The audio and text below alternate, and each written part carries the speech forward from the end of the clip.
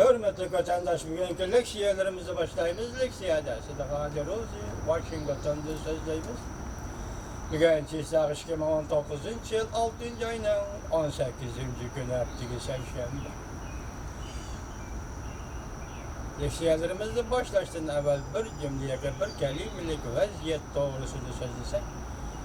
Şundak deyimiz ki hazır Şankan'da erip berilatkan namayız tim taslı toxtab qaldı.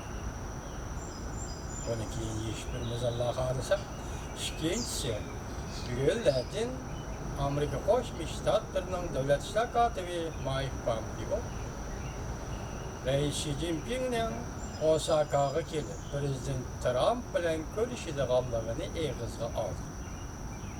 Vaziyat mana mushu yerda mushu shikorlikda bugungi so'zlaydigan leksiyalarimiz mashinaga munosabatli hurmatli vatandoshlar. Mavzumunda qonun o'zgartirish yo'qqa chiqdimi? Ma'muriyat boshlig'i o'yinini o'ynab bo'ldimi? Mavzuli xabar 6 ayning 17 kuni Olma gazetida e'lon qilindi. Xabar bundan boshlandi. 2 milyon kishi ko'chaga chiqib namoyish qilgandan keyin ma'muriyat boshlig'i Lin Jin-yu aposorosh bayonot e'lon qildi. Lekin qonun o'zgartirishni chekintirishni rad qildi. İstifa berishni rad qildi.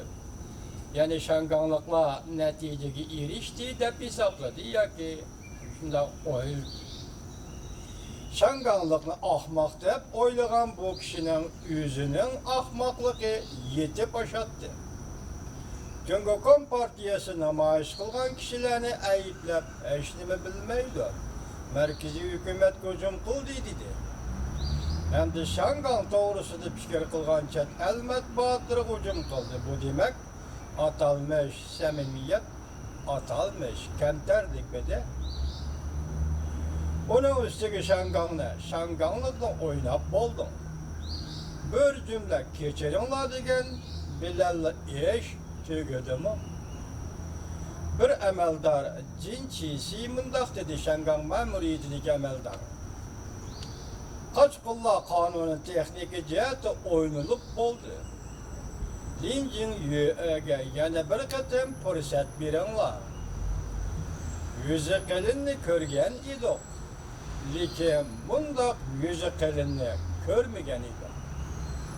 O'sha Lin Jin-yuning kabinetida, hukumat kabinetida ishlayotgan odam jumma bor.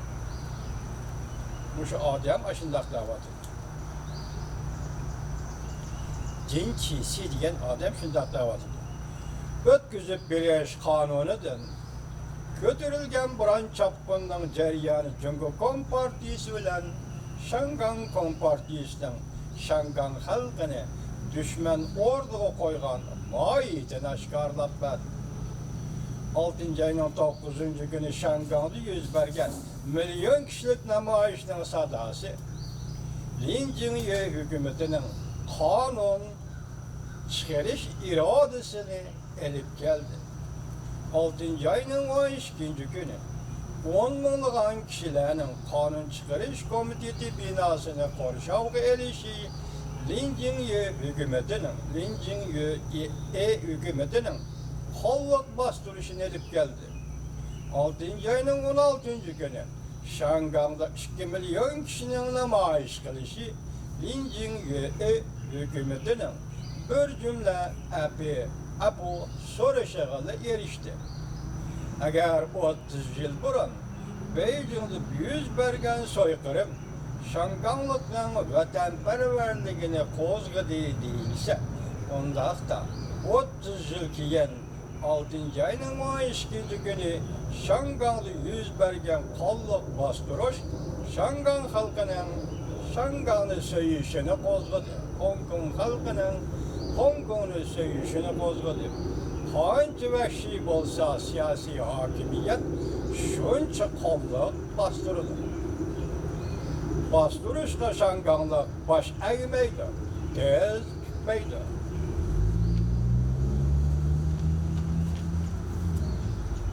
Shangan ma'muriyat boshlig'i Lin Jin-yuga kelsak, 2 milyon kişi namoyish qilib 5 turlik talabni o'ttirib qo'yishiga pisand qilmadi.